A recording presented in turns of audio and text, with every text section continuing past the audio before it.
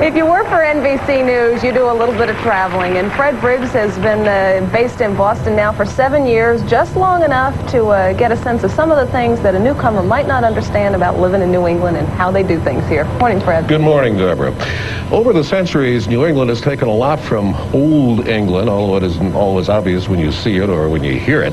But if you come from someplace like the Midwest, as I did, there is a bit of culture shock involved. Regular coffee. Can I have a chocolate milkshake? Sure. In Boston and New England, things are not always what they seem. Not in the way the rest of the country knows them. Hi, could I have a regular coffee, please? In Boston, regular isn't just coffee with caffeine, it's with cream, a lot of it. What Outlanders call Boston coffee, and it needs that cream.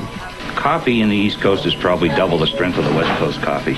And when strangers unwittingly order regular, They return it and you end up throwing away a cup and everything else because it's too strong for them. you may have thought tonic is quinine water. Here it's any kind of carbonated soft drink. Then hot dogs. They're roughly the same here, but they're called Frankfurts and served in special rolls, not buns, the kind that are also used for lobster rolls and clam rolls. Speaking of seafood, ever wonder what Boston scrod is?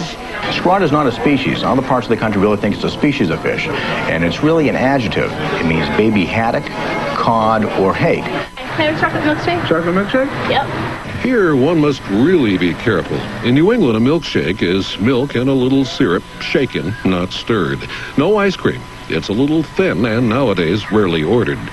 What America knows as a milkshake is called a frappe here, from a French word meaning chilled or half frozen, a condition New Englanders take for granted about half the year. Ask for a frappe and you know what you're getting. The one exception, Rhode Island. If you want a milkshake there, you have to ask for a cabinet. Apparently, this goes back to the old soda fountain days when the syrup and other ingredients were kept in a cabinet. Other differences. A spa is a convenience store, not a place to take the waters.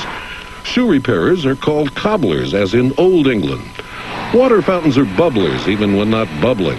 And the little chocolate sprinkles used to coat ice cream are jimmies. No one seems to know why.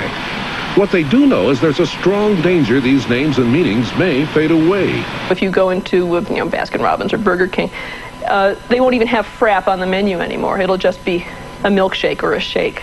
And it's kind of a shame to lose all those differences. What won't be lost? The streets, signs, and traffic patterns. Driving along and seeing signs for the streets intersecting with yours, but never the name of the street you're on. Or when you finally do, its name changes.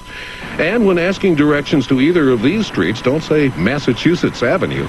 It's a long, involved name, but in Washington, you wouldn't call it Mass Ave. Right? You say Massachusetts Avenue. So I think it's something that is typical of Boston. As is a street name that goes with 7 different streets, none very near each other. And the testing of wills known as the rotary, called a roundabout by the British, a traffic circle elsewhere in this country, and chaos by all who experience them. As for directions, some signs are quaint if you drive slow enough to read them, and others distinctive, even compassionate, letting you know who is around you, if not exactly where you are. On superhighways, never break down in what's called the breakdown lane. Too many people drive in it. And always buy brown eggs.